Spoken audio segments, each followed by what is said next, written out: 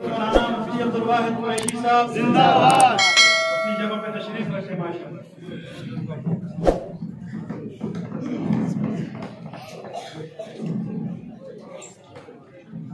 خوبصورت جو ہے کلمات کے ساتھ دعوت دوں گا کہ ادب کر گردش دوران کہ پھر گردش میں جام آیا، ادب کر گردش دوران کہ پھر گردش میں جام آیا، سمجھ لے عہد تاریخی کہ وقت انتقام آیا، نہ جانے کس کی دھن میں پھر زبان پہ کس کا نام آیا، خزانے پھول برسائے ستاروں کا سلام آیا. ہمارے اسلاف و اکابر حضرت مفتی صاحب سمیت ہمارے سارے بڑوں کا یہ پیغام ہوا کرتا ہے کہ مسافر ہوں سفر کر کے بڑی ہی دور آیا ہوں، نہ گھر پر ہوں نہ در پر ہوں، بے بالے برگ سایا ہوں، محبت ہے میرا مسلک یہی پیغام لایا ہوں، میں دل والوں کو دل کی بات دل سے کہنے آیا ہوں. حضرت کو سنیں گے انشاءاللہ، محظوظ بھی ہوں گے اور ہم اپنے دلوں کو ایمان کے نور سے گرمائیں گے بلا کسی تاخیر کے، بلا کے درمیان کسی حائل ہونے کے.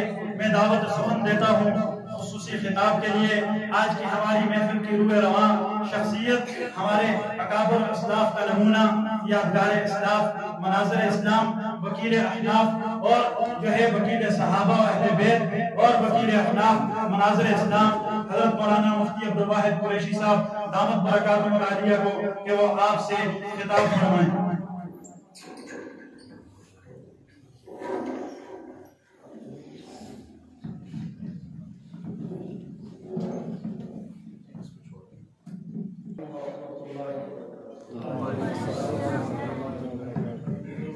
حضور پاک علیہ السلام کی ایک زندگی وہ ہے جو حضور اکبر صلی اللہ علیہ وآلہ وسلم نے اعلان نبوت سے پہلے گزاری، اور ایک زندگی وہ ہے جو اعلان نبوت کے بعد گزاری. 40 سال اعلان نبوت سے پہلے کی زندگی ہے اور 23 سال اعلان نبوت کے بعد کی زندگی ہے. جو 40 سال اعلان نبوت سے پہلے ہے اس میں حضور پاک علیہ السلام نے تجارت کی ہے، اور تجارت کے سفروں میں آؤٹ آف کنٹری بھی حضور گئے ہیں، ملک سے باہر بھی گئے. شام تک سفر ہوا ہے، فلسطین کے علاقوں تک کا سفر ہوا ہے، یمن کے تجارتی قافلوں میں رسالت میں آپ کی شمولیت ہے. تو حضور پاک تجارت کرتے تھے، لیکن اعلان نبوت کے بعد ہم نے دیکھا حضور پاک نے کوئی تجارت نہیں کی. آپ علیہ السلام بازار نہیں گئے، کسی کاروبار میں خرید و فروخت کے لیے ایز اے بزنس مین حضور پاک علیہ السلام نے پارٹنرشپ نہیں رکھی. کیوں؟ وجہ اللہ رزق پہلے بھی دیتا تھا، تب کاروبار کی ضرورت کیا تھی؟ اللہ نے رزق اب بھی دیا ہے، اب کاروبار نہ کرنے کی ضرورت کیا ہے؟ یہ سوال ہے. اس سوال کو سمجھیں گے تو آج کا عنوان سمجھ آئے. بنیادی بات یہ ہے کہ دنیا میں انسان کی ضروریات ہوتی ہیں. اب ضرورتیں دو طرح سے پوری ہیں، یا تو بندہ خود کمائے یا کمانے والا اپنے مال کے دروازے کھول دے. تو جو بندہ خود کمائے وہ خود پہ بھی لگائے، دوسرے پہ بھی لگائے گا.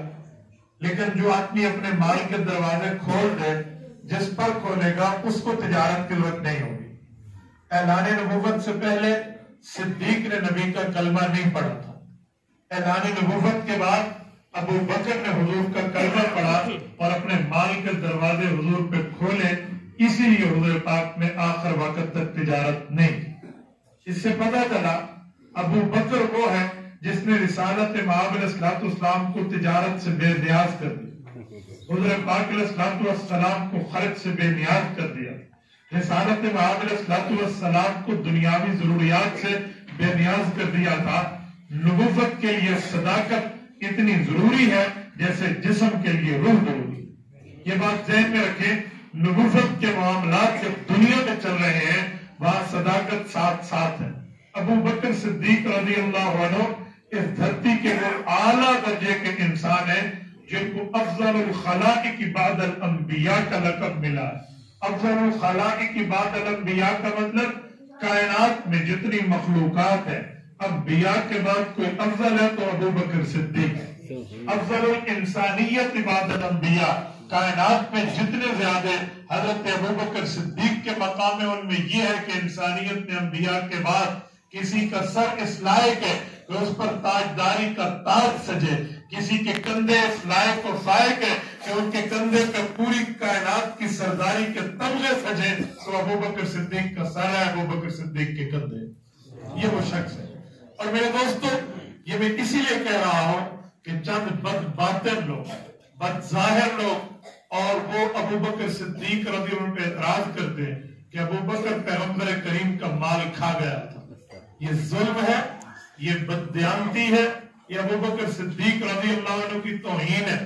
ابوبکر نے پیغمبر پہ مال لگایا ہے۔ یاد رکھیں، انسان کی دو حیثیتیں ہیں، جس وقت ظلم ہو رہا ہو وہ مال کا زمانہ ہوتا ہے، اور جب فتح ہو وہ مال کا زمانہ ہوتا ہے۔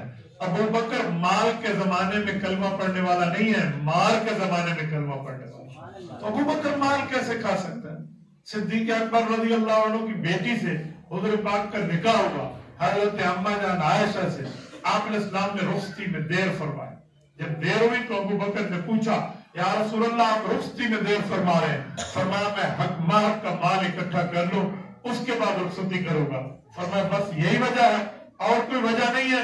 فرمایا نہیں، مجھے کوئی اللہ نے منع نہیں کیا، اور کوئی وجہ نہیں ہے۔ ابوبکر نے اپنی جیب سے حق مہر رسول اللہ کو ہدیہ کیا، گفٹ کیا، تحفہ دیا، کہا یہ اب آپ کا ہو گیا، آپ حق مہر ادا کریں اور رخصتی فرمائیں۔ یہ ابوبکر، میرے دوستوں اندازہ لگائیں، یہ صداقت نبوت کے ساتھ یوں چلی۔ اور ابوبکر کو تو کافر بھی جانتے تھے، مکہ کے مشرک بھی جانتے تھے، مدینہ کے یہودی بھی جانتے تھے کہ ابوبکر کون ہے۔ خالی ملک میں نہیں، بیرون ملک ابوبکر کو جانتے تھے۔ آپ کہیں گے کیسے؟ صحیح بخاری جلد اول میں 1 رکوع کی حدیث ہے، اسے کہتے ہیں حدیث ہرقل، جس میں حضور پاک علیہ السلام نے ایک صحابی حضرت دہیہ بن خلیفہ کلبی رضی اللہ عنہ کو ہرقل کیسر روم کے پاس، جو بادشاہ روم تھا، اس کے پاس خط دے کر بھیجا۔ یہ کیسر روم کے پاس انطاکیہ گئے تھے، انطاکیہ سٹی آف ترکش، یہ ترکی کا جو ہے نا کیا کہتے ہیں وہ ہے ایک شہر ہے، اور یہ شہر بہت بڑا شہر تھا، 90,000 تو اس کے صرف پہرادار ہوتے تھے۔ جب حضرت معاویہ نے اس کو فتح کیا ہے، اس وقت اسے سلاجفہ روم کہتے تھے، آج کل ترکیہ کہتے ہیں۔ انطاکیہ وہ شہر ہے، اس شہر میں کیسر روم رہتا تھا۔ حضرت دہیہ بن خلیفہ کلبی رضی اللہ عنہ حضور پاک کا خط لے کر گئے، تو بادشاہ روم دل سے تو چاہتا تھا کہ مومن بن جاؤں، کلمہ پڑھ لوں، کیونکہ تورات، زبور، انجیل پڑھا ہوا تھا، اور ان کتابوں میں وہ جانتا تھا کہ حضور پاک علیہ السلام کا ذکر آیا ہوا ہے۔ تو لیکن ڈرپوک تھا، بزدل تھا، انتہائی کمزور حوصلے کا مالک تھا۔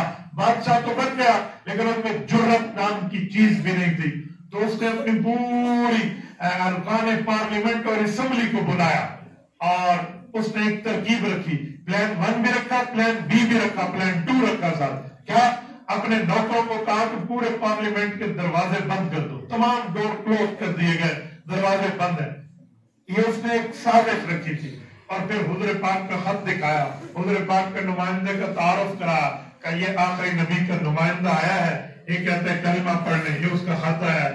تو میرا یہ خیال ہے، اچھا یہ آپ لوگوں کا کیا خیال ہے؟ لوگوں سے پوچھو۔ لوگوں نے کہا بادشاہ آپ بتاؤ۔ اس نے ارکان کو کہا میں چاہتا ہوں ہم کلمہ پڑھ لیں، ہم اس نبی کی بات مان لیں۔ تو وہ تو اٹھے اور انہوں نے نعرہ لگایا، انہوں نے کہا بےایمان ہو گیا ہمارا بادشاہ، اور باہر گئے کہ ہم بادشاہ کے خلاف دھرنا دیتے ہیں، ہڑتال کرتے ہیں۔ جب یہ کام کرنے لگے تو آگے دروازے بند تھے، تو پھر واپس لوٹے، تو بادشاہ ڈرپوک تو تھا، میں نے کہا میں نے تو تمہیں چیک کرنے کے لیے کہا، میں تو تمہیں صرف دیکھتا تھا کہ تم اپنے مذہب پہ کتنے مضبوط ہو۔ لوگوں نے کہا اچھا بادشاہ زندہ ہو۔ حضرت دہیہ رضی اللہ عنہ یہ تماشا دیکھ رہے تھے۔ جب لوگ چلے گئے، رات کا وقت ہوا، بادشاہ ان کو اپنے نگار خانے میں لے گیا۔ نگار خانہ کہتے ہیں اسکیچ سینٹر۔ اسکیچ کا کیا مطلب؟ ہمارے بھائی عثمان بیٹھے ہیں نا، میں نے ان کو دیکھا، ان کی پگڑی، ان کے چہرے، ان کی داڑھی، ان کی جرسی، ان کے لباس کو دیکھا۔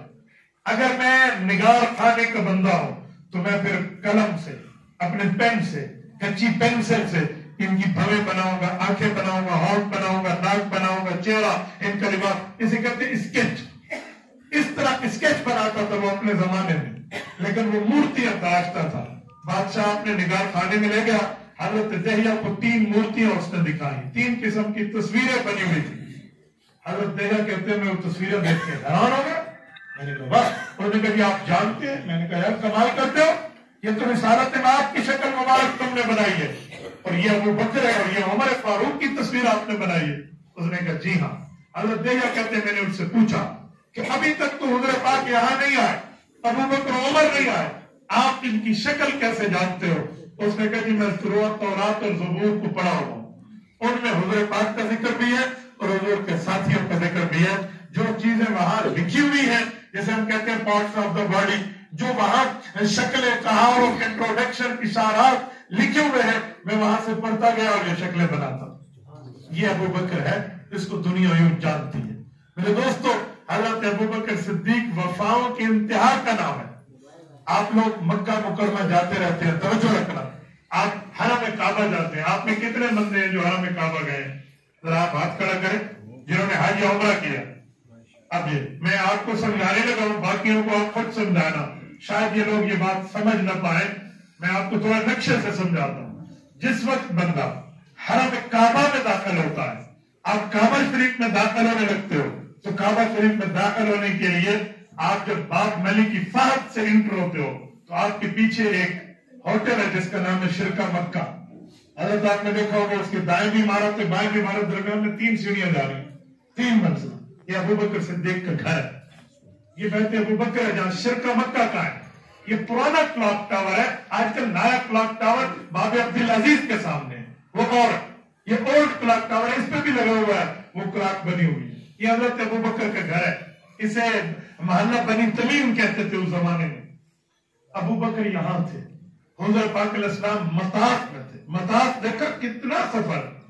آج کے ہم پیدل میں 5 منٹ سے زائد وقت لگ جائے گا, جس وقت پہاڑیاں نہیں ہیں, ڈھلوان نہیں ہے, اونچائی نہیں ہے, کوئی اور جو ہے نا اسپیڈ بریکر نہیں ہے, ہم یوں ماربل میں چلتے جائیں گے. اس وقت یہاں پہاڑیاں ہوا کرتی تھی. 1400 سال پہلے یہاں پر باقاعدہ درخت ہوا کرتے تھے, اور سنگریزے ہوتے تھے, پتھر ہوتے تھے, ٹیلے ہوتے تھے, ڈھلوانے ہوتی تھی. ابو بکر یہاں, حضور وہاں. عقبہ بن نبی معین جیسے بیمان نے حضور پاک علیہ السلام کی گردن میں پٹکا ڈالا, نماز پہ اللہ کے رسول پہ تشدد کرنے لگا. اور عقبہ کون ہے؟ پیسے میں, عمر میں, وجاہت میں, روح میں, دبدبے میں, مال و دولت میں ابو جہل سے بھی بڑا بیمان تھا. اس کے سامنے ابو جہل جیسے بھی سر جھکا کے بات کرتا. عقبہ کا نام تھا, عمر میں ابو جہل سے بھی بڑا تھا, مال دولت سب کچھ عقبہ بن نبی معین کے پاس تھا. اس ظالم نے جب رسول اللہ کے ہاتھ ڈالا مکہ میں, اس وقت ابو بکر اور چند 1-2 بندوں کے سوا حضور پاک پہ کلمہ پڑھنے والے کام تھے. لیکن حضرت ابو بکر اس وقت نہیں تھے. اس نے موقع کا فائدہ اٹھایا, پکڑ لیا, اور رسالت مآب پر یہ آوازیں جب بلند ہوئی, ابو بکر گھر میں, پتہ نہیں ابو بکر تک کیسے آواز گئی, ایسے گئے جیسے بجلی جاتی. پہاڑیاں کراس کی, وہاں کے سنگریزے کراس کی اور پہنچے. اور جب دیکھا نا کہ حضور پاک علیہ السلام کو اس عقبہ نے پکڑا ہوا ہے, تو قرآن کریم کی آیت ہے نا, اتقتلون رجلا ان یقول ربی اللہ. اس صحیح بخاری میں ابو بکر کے لیے حدیث ہے, فرمایا اتقتلون رجلا ان یقول ربی اللہ. اور ظالم اس سے اس بنیاد پہ جنگ کرتا ہے کہ یہ توحید کا اعلان کر رہا ہے, اللہ کی وحدانیت بتاتا ہے, رب کی صفات بتاتا ہے, اس بنیاد پہ لڑتے ہو. یہ بات ابو بکر نے کی اور اس کے گریبان میں ہاتھ ڈالا اور حضور پاک کو چھڑایا. عقبہ غصے سے پاگل ہو گیا, آنکھیں سرخ ہو گئی اس کی آنکھوں سے. آپ البدایہ اٹھائیں, اس کی آنکھوں سے آنکھ برسنے لگی. انہوں نے کہا یہ نوجوان, ابو بکر کی جوانی ہے, اس وقت کڑاکے دار جوانی ہے ابو بکر صدیق کی. کہا یہ کون ہے جو مجھ جیسے بندے کے گریبان میں ڈالتا ہے؟ اس وقت تو کسی میں جرت نہیں تھی جو عقبہ جیسے بےایمان اور کافر اعظم کا سامنا کر سکے اور برفیس آ سکے. ابو بکر کی جرت رندانہ پہ لوگ حیران رہ گئے. ابو بکر نے پورن سب کو کہا پڑھ جاؤ. حضرت ابو بکر پہ پڑھ گئے وہ مارنے کے لیے. ابو بکر نے حضور کو تو دفاع میں چھڑا لیا, لیکن انہوں نے اتنا ظلم کیا, اتنا تشدد کیا ابو بکر پہ. حضرت سیدہ سلمہ ام الخیر رضی اللہ عنہا ابو بکر کی امی کہتی ہیں, میں رات کو کنگھا کرنے کے لیے اپنے بیٹے کے سر میں کنگھی ڈالتی تو بال اکھڑ کے کنگھی میں آ جاتے. یہ ابو بکر کی قربانیاں ہیں. یہ ابو بکر صدیق رضی اللہ تعالیٰ عنہ نے پیغمبر کریم علیہ التحیۃ والتسلیم کا دفاع کیا, رسول اللہ صلی اللہ علیہ وسلم کی حفاظت کی ہے. ابو بکر صدیق نے بے ہوشی کے عالم میں اٹھا کر گھر لایا اور ماں نے دودھ گرم کیا اور ان کے پاس لے کر آئے. وہ وقت نہیں تھا کہ گرم کیا تو دوبارہ کر لیں گے, اس وقت جو آگ ہوتی تھی چکماک سے ہوتی تھی. اس وقت یہ ماچس کی ڈبیا نہیں تھی, اس وقت یہ لائٹر نہیں تھے, اس وقت یہ سوئی گیس نہیں تھی, اس وقت یہ فان گیس نہیں تھی. اس وقت چکماک سے آگ ہوتی تھی. چکماک کسے کہتے ہیں؟ عثمان پکڑیں. چکماک کہتے ہیں دو پتھروں کو آپس میں لگو اور پتھروں کو آپس میں رکھ کے یوں رگڑو اور اس کی رگڑ سے جو چنگاری پیدا ہو اس سے آگ بنائی جاتی. اسے چکماک کہتے ہیں. کتنی مشکل سے چیز گرم ہوتی. تو ابو بکر کی اماں دودھ گرم کر کے لائیں, ایک نہیں کئی بار. بچے کی آنکھ کھلے پلا دو, بیٹے کی آنکھ کھلے پلا دو. ابو بکر صدیق کی بے ہوشی میں آنکھ کھلی, ماں رونے لگی. شکر ہے بیٹا آپ کی آنکھ کھلی ہے, میرا دل تسلی میں آ گیا ہے, بیٹا یہ دودھ پی لو. ابو بکر صدیق کا کیا جواب ہے؟ لا اشرب ابدا حتی رأیت رسول اللہ صلی اللہ علیہ وسلم کیف ہوا. اماں میں نہیں پیوں گا دودھ اس وقت تک جب تک مجھے یہ نہیں بتاؤ گی کہ حضور کیسے اور کہاں ہے. آج کا معاشرہ ہوتا تو کہا جاتا جس کی وجہ سے یہ حالت بنی ہے اس کا نام لیتے ہو, جس کی وجہ سے اس نتیجے پہ پہنچے ہو اس کا نام لیتے ہو. ابو بکر پہ مکہ کا عام بندہ نہیں تھا, یہ عثمان بن عامر ابو قحافہ جیسے سردار کا بیٹا تھا جس کی ڈیوٹی یہ تھی کہ دفعہ 302 کے کیسز حل کیا کرتے تھے, قتل کے کیسز. حضرت عثمان بن عامر ابو قحافہ ابو بکر کے ابا جان حل کرتے تھے. یعنی قتل کا جرگہ ہوتا, اس کو کنٹرول ابو بکر کا ابا کرتا. یہ بھی سردار کا بیٹا تھا, کوئی عام بندہ نہیں تھا. ابو بکر ریشم کی 6 دکانوں کا مالک تھا. پوری فیملی پہنچی. ابو بکر کیا ہوگا کیا ہوگا کہتے ہیں جب ابو بکر نے لفظ کر پورا خاندان بیٹھا ہوا تھا, ہمارے بچے پہ ابا نے ہاتھ ڈالا بدلا لیں گے. جب ابو بکر نے کہا حضور کیسے, یہ سارے ایک ایک کر کے فیملی ممبر اٹھ گئے اور اس کے ماں باپ کو کہا یہی تمہارا بچہ جس کی وجہ سے اس کی حالت تمہیں اسی کا نام لیتا کر رہا, ہم نہیں کرتے تمہارا. یہ فیملی بائیکاٹ ہے ابو بکر کے ساتھ. لیکن ابو بکر اپنی بات سے پیچھے نہیں. آج ایسے ابو بکر کو سلامیاں نہیں ہے, ایسے ابو بکر صدیق رضی اللہ تعالیٰ عنہ کے لیے سلامی دنیا میں پیش نہیں ہو رہی. اس کے پیچھے ابو بکر کی یہ خونی کارگزاری ہے. اور ماں نے کہا مجھے تو نہیں پتا بیٹا میں کیا جواب دوں, حضور کہاں ہے. تو حضرت ابو بکر نے اپنی اماں کو کہا, شیخ زکریا رحمہ اللہ نے فضائل اعمال کے حصہ اول میں بھی لکھا ہے, اماں کا امی جان آپ کو نہیں پتا دار ارقم میں ام ارقم کے پاس گئے, اس سے پوچھے. ان کے پاس اماں گئی, وہ نہیں بتانا چاہتی تھی کہ حضور کا راز کیسے ظاہر کرو. وہ ابو بکر کی والدہ کے ساتھ ابو بکر کے گھر آ گئی. وہ صحابیہ تھی اور انہیں آنکھوں میں کہا سن رہی ہے تیری ماں, ابھی تو اس نے کلمہ نہیں پڑھا, کیسے بتاؤں حضور کا راز کہ حضور کہاں ہے. تو ابو بکر صدیق رضی اللہ عنہ تاریخی جملہ کہ میری ماں کلمہ پڑھ کے ہماری اسلام میں داخل ہو جا تاکہ یہ حضور پاک علیہ السلام کے بارے مجھے بتائے ہم وہاں جا سکیں. یہ موقع ہے. ماں نے کلمہ پڑھا. ابو بکر کی والدہ صحابیہ ہے, والد صحابی ہے, ابو بکر صحابی ہے, ابو بکر کی اولاد صحابی ہے, اولاد کی اولاد صحابی. اس دھرتی پہ پیغمبر کو کوئی صحابی اتنا رتبہ نہیں رکھتا کہ اس کے 4 نسلیں صحابی ہوں, یہ ابو بکر رکھتے. ماں نے کلمہ پڑھا, حضور پاک کے پاس لایا گیا. حضور پاک کو دیکھا تو ابو بکر نے کہا یا اماں جان اب حضور کو صحیح دیکھنے کے بعد میری ہر تکلیف ختم ہو. اب دودھ لائیں, حضور بھی پیئیں گے, بچ گیا تو آپ کا بیٹا بھی پیئے گا. یہ ابو بکر ہے. اچھا پتہ ہے ماں نے اتنے جلدی کلمہ کیوں پڑھا؟ آپ سوچیں گے وجہ ایک تو بیٹی کی قربانی ہے, ایک ماں کے ساتھ ایک واقعہ ہوا تھا. ابو بکر کی اماں کے ساتھ ایک واقعہ ہے. مولا علی قاری نے مرقات میں لکھا اور امام قسطلانی نے ارشاد الساری میں لکھا کہ ابو بکر صدیق رضی اللہ عنہ کی اماں جان نے یہ بات ابو بکر کو بتائی, ابو بکر نے حضور پاک کو بتائی. ایک موقع پہ مدینہ طیبہ میں حضور پاک نے پوچھا بتاؤ تم سب نے کلمہ پڑھا ہے, تمہاری پاسٹ لائف, تمہاری گزشتہ زندگی کیسے تھی, ماضی کیسے گزرا. ایک نے اپنی ایمان کی کارگزاری, دوسرے نے اپنی, تیسرے نے اپنی, چوتھے نے اپنی سنائی. ابو بکر نے کہا یا رسول اللہ نے کون فرمایا, جی ہاں آپ بھی بتاؤ. تو ابو بکر نے کہا رسول اللہ میری اماں کچھ اور بتاتی ہیں. کہ کیا؟ کہ مجھے ابا نے چھوٹی عمر تھی, مجھے تیار کیا, جا تو اور میں اکٹھے چلتے ہیں, نئے کپڑے پہن کے آؤ پہنچے, بدھ کی عبادت کرتے جاتے ہیں. یا رسول اللہ میں بالکل چھوٹا تھا لیکن اللہ نے میرے دل میں بدھ سے اس زمانے میں بھی نفرت رکھی تھی. بالکل بچپنے میں ہم بدھ خانے میں گئے. ابا نے کہا بیٹا یہ تیرا خدا ہے, اس کی پرستش کر. اس سے پکار کر، اس سے مانگے، وہ تیری مدد کرے گا، اور خود جا کر دوسرے بت کے سامنے اپنی عبادت شروع کر دی۔ ابو بکر کہتے ہیں یا رسول اللہ، میں نے اس بت کو کہا یا صنم انی جائع فاطعمنی، بھوک لگی مجھے کھانا تو کھلا دے۔ فلم یجبنی یا رسول اللہ، اس نے جواب نہ دیا۔ پھر میں نے کہا انی آر، مجھے کپڑے چاہیے، میں اماں کے ساتھ کسی تقریب میں جاؤں تو نیا سوٹ پہن کے جاؤں، فاکسی نہیں، مجھے سوٹ تو پہننا آتا ہے، وہ کپڑے کیسے لا دے؟ فلم یجبنی یا رسول اللہ، بت نے جواب نہ دیا۔ تیسرے موقع پہ میں نے کہا بت، موت اتنی بھی مہلت نہیں دیتی، اب خود کی حفاظت کر۔ فاخذت الصخرہ، کہتے میں نے پتھر اٹھایا اور دے مارا، وہ ٹکڑے ہوا۔ میرے ابا کو آواز گئی، ابا نے عبادت چھوڑی، آ گئے، یا ولد کیا کیا بیٹا، یہ کیا؟ میں چھوٹا تھا، ابا چاہتا بھی مارتا تو مار نہ سکتا، میرے بچپنے کو دیکھ کے مجھے پکڑا اور پکڑ کے میری ماں کے پاس لائی، اور میری اماں نے کہا یہ تربیت ہے اس کی، اس نے خدا کے ساتھ ایسا کیا۔ مانسیرا کے غیور ہمارے گھر میں کوئی عالم آ جائے اور ہمارا بچہ اس کی توہین کر دے، ہم کیا کریں گے؟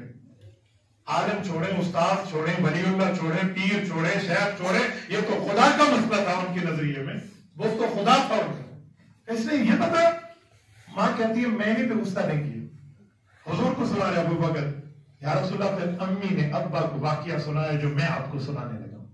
کہا ابو بکر بڑی انٹرسٹنگ آپ کی سٹوری ہے، کیا کہا آپ کی اماں نے جس پہ آپ کے ابا مطمئن ہو گئے؟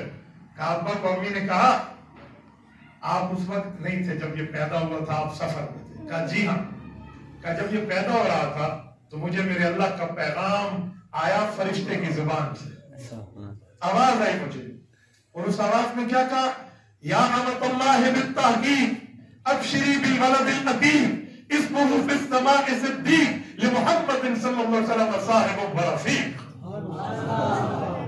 مجھے رونا آتا ہے اپنی جو ہے نا کیا کہتے ہیں بے کسی پہ، جھوٹے مذہب کا سچا پیروکار جھوٹے الفاظ اپنے بچوں کو یاد کراتا ہے۔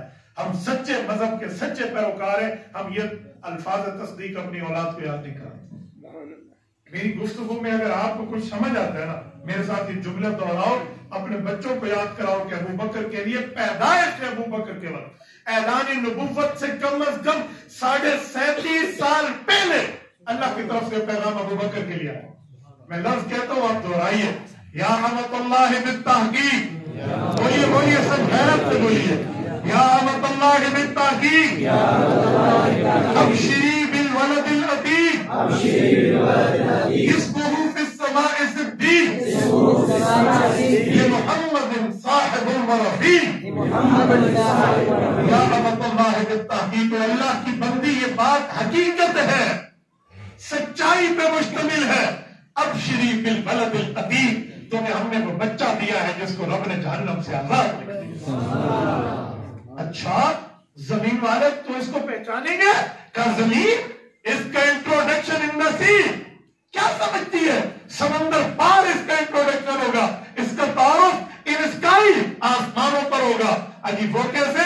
اسمہ فی السماء صدیق، آسمان والے بھی اس سے تعارف رکھیں گے، کہیں گے یہ صدیق ہے۔ یہ محمد صاحب ورفیق، یہ جملہ اس وقت کہا جا رہا ہے جب رسول اللہ مکہ مکرمہ سے 190 کلومیٹر دور پر طائف کی بستی میں، اور اماں حلیمہ کے گھر ہے، ابو بکر مکہ میں ہے، فرمایا یہ محمد صاحب ورفیق، یہ محمد کریم کا صحابی بھی بنے گا اور اس کا دوست بھی بنے گا۔ یہ رسالت آپ کی عمر 3.5 سال کرے گا، 4 سال اللہ کے رسول نے اماں حلیمہ کے گھر گزارے۔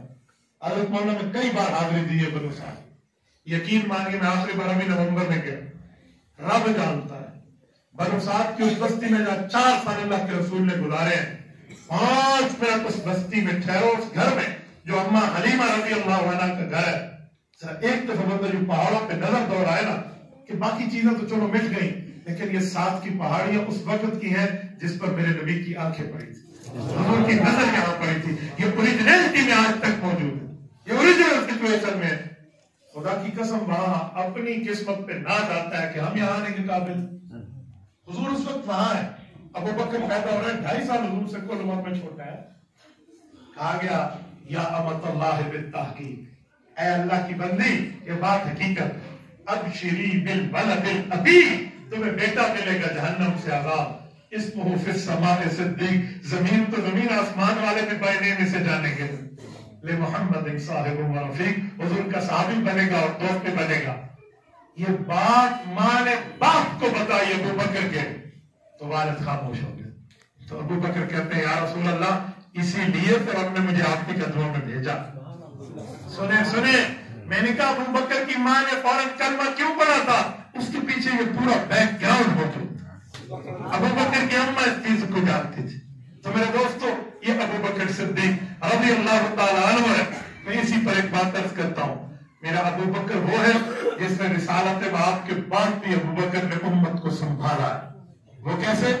رسالت باپ جب دنیا سے گئے، ابو بکر کو پتا چلا ابو بکر آئے ہیں، رسول اللہ کے ماتھے کو بوسہ دیا اور حضور پاک علیہ السلام کے ماتھے کو بوسہ دے کر فرمایا، صحیح بخاری جلد اول کتاب البنا کے باب بنا کر ابی بکر صفحہ 517 برکے کی 22 سائڈ اکیڈمی کتب خانہ کراچی کی روایت پڑھ رہا ہوں، وہاں سے چھپی ہے۔ ابو بکر صدیق نے فقبل بین عینیہ، دونوں آنکھوں کے درمیان رسول اللہ کے ماتھے پر بوسہ دیا، اور ابو بکر صدیق نے لوگوں میں اعلان کیا، اے لوگوں من کان منکم یعبد محمد، تم حضور پاک کی وفات کو نہیں مانتے؟ کیوں حضور پاک کو خدا مانتے تھے؟ کہا جی نہیں، حضور تو نبی تھے۔ کہا حضور پاک علیہ السلام فإن محمد قد مات، حضور پاک دنیا سے رخصت ہو گیا۔ ومن کان منکم یعبد اللہ، اگر تم اللہ کو اپنا معبود مانتے ہو فإن اللہ حی لا یموت، اللہ زندہ اس پر موت نہیں آئے گی۔ یہ وفات کا اعلان کیا۔ آج کچھ ظالم لوگ ہیں یہ اتنی بات کر کے بات ختم کر دو، اگلا لفظ نہیں پڑھتے کہ ابو بکر نے وفات کے بعد حیات النبی کا اعلان کیا، یہ نہیں بتا۔ ابو بکر صدیق نے فرمایا بھی ابھی انت و امی طبت حیا و میتا، اے اللہ کے رسول آپ نے اچھی زندگی پائی، اچھی موت پائی، والذی نفسی بیدہ، اس اللہ کی قسم جس کے قبضہ میں ابو بکر کی جان ہے، لا یذیقک اللہ الموت بین ابدا، آپ پر دو موتیں اب جمع نہیں کرے۔ محدثین کہتے ہیں دو موتیں کون سی ہیں؟ فرمایا والاحسن من یقال ان حیاتہ فی القبر لا یتعقبها موت بل یستمر حیا والانبیاء احیاء فی قبورہم۔ ابو بکر پیغمبر کی قبر کی زندگی کو بیان کر رہا ہے۔ تو پوری بات ابو بکر صدیق کی ماں نے، میں کہتا ہوں نام چھوٹے رافضی بنے نام بڑے رافضی بنے۔ بڑے رافضی نے پورا ابو بکر انکار کر دیا، چھوٹے رافضی نے خطبے کی آدھی روایت پانی آدھی چھوڑ دی۔ ہم پورے صدیقی ہیں، ہم ابو بکر صدیق کا خطبہ بھی مانتے ہیں، ابو بکر کی ذات بھی مانتے ہیں۔ میرے دوستو یہ ابو بکر صدیق ہے۔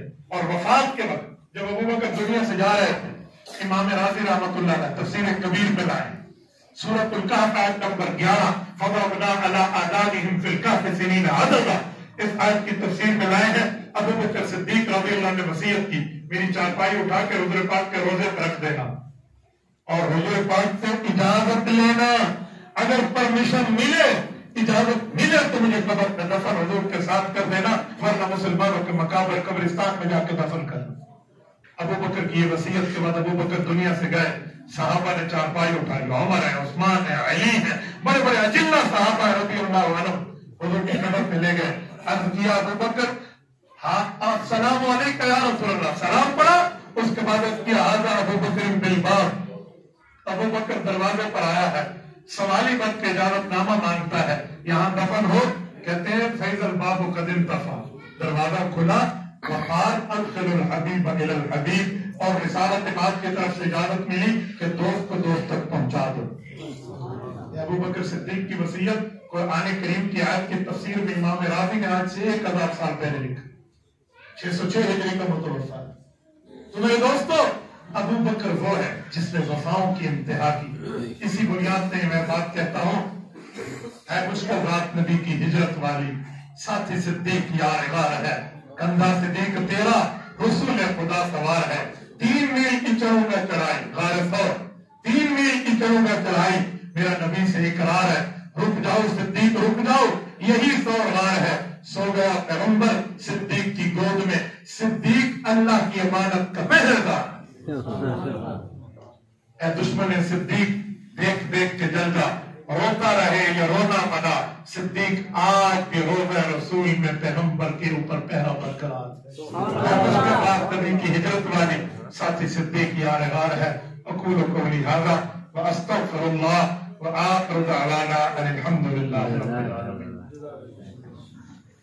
عملی گفتگو کے ساتھ ایگری ہے تو پھر آپ روزانہ کے لیکچرز چاہیں تو آپ انٹرنیٹ پر سن سکتے ہیں. آپ مفتی عبدالواحد قریشی لکھو، فیس بک پر آپ کو ہمارا پیج ملے گا. مفتی عبدالواحد قریشی لکھو، یوٹیوب پر آپ کو ہمارا چینل ملے گا. ملین آپ سبسکرائبر ملیں گے انشاءاللہ. آپ کو ڈیلی بیسس پہ آپ کو لیکچر ملے گا. آپ چاہیں تو فالو کر لیں.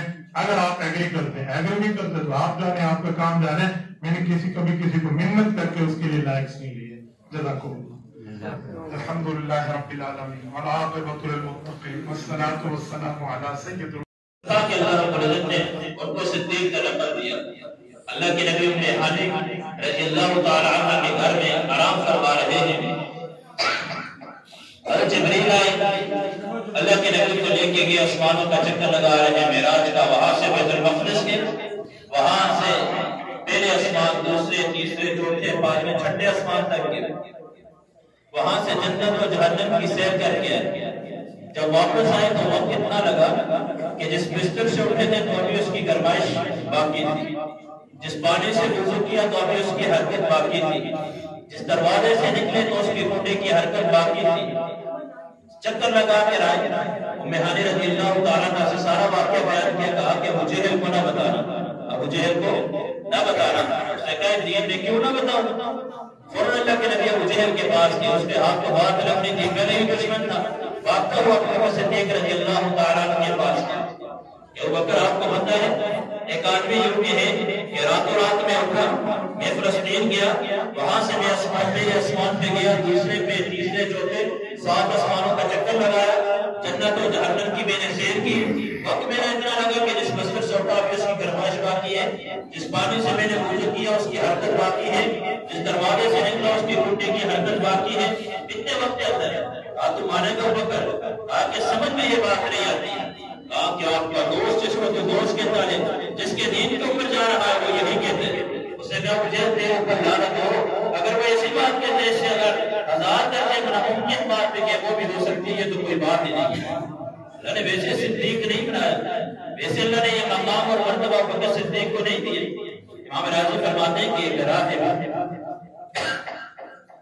انجیل کی پڑھ رہا تھا، دوست کے اندر پڑھا کہ اللہ کے نبی جب ہجرت کریں کہ اعمال کے اندر جو مولانا ارشد صاحب نے آپ کو نظم کے اندر سنایا، امام راضی اس کے اندر ایک اچھی بات لکھتے ہیں. فرماتے ہیں کہ مولانا پڑھ رہا تھا انجیل اور پاس ایک سام تھا. اس سام کا جو واقعہ ہے کہ جس نے ابوبکر صدیق کو کاٹا تھا وہ کون سام تھا؟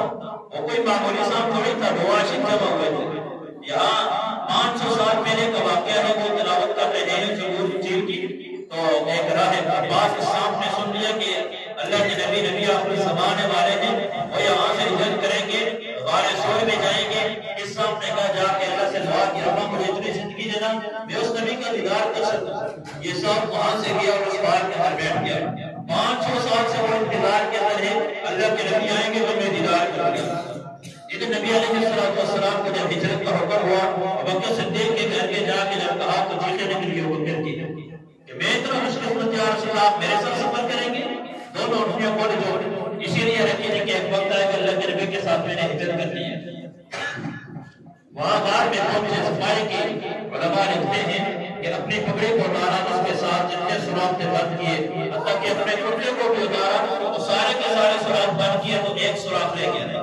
وہاں بکر صدیق اپنے قوم کی ایڑی کو رکھ کے اللہ کے نبی کو اپنے گود کے اندر سلا دیا. جب سامنے ایک بار ڈسا، دوسری بار ڈسا، تیسری بار، کئی بار درجن کے اعتبار سے انسان ڈستا رہا. ابو بکر صدیق مفسرین لکھتے ہیں کہ جب اس کی زہر سرائے تھی وہ کانوں سے دھواں نکلنا شروع ہو گیا تھا اور بے اختیار آنکھوں سے آنسو نکلے. اللہ کے نبی کے چہرے کے اوپر جب وہ آنسو لگے تو اللہ کے نبی کی آنکھ کھلی. ابو بکر کیا ہو گیا؟ آیا رسول اللہ کچھ نہیں، کچھ پاؤں میں تکلیف ہے. اب جیسے اس پاؤں کو نکالا، ہٹایا تو پیچھے وہ سام تھا. اللہ نے کہا کہ یا رسول اللہ، اللہ رب العزت نے میری بیٹی ہے پیچھے، یہ کوئی معمولی سانپ نہیں تھا، یہ بھی آپ کی زیارت کے لیے آیا تھا. 500 سال سے انتظار میں تھا، آج زیارت کا موقع ملے تو بکر نیڑی رکھ لی ہے. اس نے دیدار کے لیے کاٹا تھا، پھر تقریب لینے کے لیے سے نہیں کاٹا تھا. ایک مفسر نے ایک عجیب بات لکھی ہے، وہ فرماتے ہیں کہ اللہ کے نبی جب اپنا دعا ابوبکر کی ایڑی کے ساتھ لگانے لگے تو یا رسول اللہ کیا کر رہے ہیں؟ ابوبکر اپنا دعا لگا رہا ہے. ایسے یہ بے ادبی بھی برداشت نہیں کر سکتے. ایک دم اللہ کے نبی کے ہاتھ کو پکڑ لیا، یا رسول اللہ آپ کا ہاتھ میرے پاؤں کے ساتھ رہے. یہ بے ادبی میں برداشت برداشت نہیں کر سکتا تو فوراً بکر صدیق رضی اللہ عنہ نے پیچھے ہاتھ دیا اور اللہ کے نبی نے زبردستی ہاتھ لگایا کہ دعائی کے نور کے اوپر یہ دعا ہے وہ آپ کو شفا دے گی. اللہ رب العزت نے بکر صدیق کو تو مقام مرتبہ دیا ہوا تھا. اللہ رب العزت ہمیں بھی ان کے مقام کے اوپر اللہ ان کے نقش قدم کے اوپر ہمیں بھی چلنے کی توفیق عطا فرمائے. وآخر دعوانا الحمدللہ رب العالمین. کوشش کرو جتنے افراد بیٹھے تو نیت کرو کہ اپنے مسجد میں انشاءاللہ لوڑ ہے جگہ سے جس طرح گھڑا تو پھر دو کوشش کرو سو سارے انشاءاللہ. اصلی موضوع صاحبان جو ہے تو ضرور دے دیں کہ کھگے ہو گئے ہم ختم ہو گئے دیکھو نا مقابل پہ پانچ منٹ کرتے ہیں آوازہ میں تو چیز اللہ پاک اس میں مسجد میں لوڑوں کو صاف فرمانا چاہتا لوڑ ہے. ماشاءاللہ مولانا بہت خوبصورت انداز سے سیدنا صدیق اکبر رضی اللہ تعالیٰ عنہ کی مدح بیان فرما رہے تھے نصر کی صورت میں. میرے عزیزوں بات حقیقت یہی ہے کہ اللہ رب العزت نے اپنے محبوب کے یاروں کو مقام ہی اتنا اونچا عطا فرمایا ہے کہ میرے محبوب کے سارے یار اعلیٰ ہیں. میرے محبوب کے سارے یار سارے بولے سارے یار اعلیٰ ہیں. اونچی شان والے سارے یار اونچی شان والے اونچی شان والے سارے صحابہ اونچی شان والے سارے صحابہ اونچی شان والے سارے صحابہ مقام والے سارے صحابہ جنتی سارے صحابہ یار سارے صحابہ یار سارے صحابہ جنتی سارے صحابہ ابو بکر بھی صحابہ ابو بکر بھی صحابہ جنتی حضرت عمر بھی جنتی حضرت عثمان بھی جنتی حضرت علی بھی جنتی رضی اللہ تعالی عنہم اور سیدنا امیر معاویہ بھی سیدنا امیر معاویہ بھی جنتی سارے کے سارے صحابہ جنتی. کسی بھی تشریف لانے والے ہیں راستے میں ہیں قریب ہی پہنچ چکے ہیں اور جو ہمارے پہلے مہمان خصوصی ہیں انہیں میں دعوت دوں گا ان چند ٹوٹے پھوٹے جملوں کے ساتھ. شاعر اسلام جناب متی الرحمان محمد ہاشمی صاحب حافظہ اللہ کو ان جملوں کے ساتھ دعوت دوں گا کہ یہ جو ہمارے مہمان ہیں یہ بڑے دور سے تشریف لائے ہیں اور انہیں وہاں پر ہوئے ہیں. ہمارے اپنے علماء کرام کو آپ بارہا سن چکے ہمیں تو سنتے رہتے ہیں. آج ان کا درد دل سنیے. یہ ایک سادہ سی شخصیت یہ ایک سادہ لبادہ میں سادہ سا انسان جو آپ کو نظر آ رہا ہے یہ وہ قیمتی انسان ہے کہ جن کے پیغام سے جن کے جملوں سے اگر آپ باذوق ہوئے ادب کی دنیا سے آپ کو کچھ ذوق ہوا آپ کو اگر ادب کی دنیا سے کچھ ذوق ہوا آپ کو اگر اردو پنجابی اور ہندو کی ملی جلی زبانوں میں سے چند الفاظ پہ کچھ عبور ہوا تو آپ ان کے کلام سے ہی اس بات کا اندازہ کر لیں گے کہ یہ سادہ سا دکھنے والا انسان اپنے اندر کتنا بڑا سمندر سموئے ہوئے ہے. یہ اپنے اس زبان حال سے گویا یہ دعوت دے رہا ہے. مسافر ہوں سفر کر کے بڑی ہی دور آیا ہوں مسافر ہوں سفر کر کے بڑی ہی دور آیا ہوں نہ گھر پر ہوں نہ در پر ہوں میں والے پر رسایا ہوں. محبت ہے میرا مسلک یقیناً تائید کر رہے ہیں وہ سر ہلا کے. محبت ہے میرا مسلک یہی پیغام لایا ہوں. محبت ہے میرا مسلک یہی پیغام لایا ہوں. میں دل والوں سے دل کی بات دل سے کہنے آیا ہوں. سنیں گے انشاءاللہ ذوق سے سنیں گے انشاءاللہ. تشریف لا رہے ہیں شاعر اسلام جناب متی الرحمان محمد ہاشمی صاحب.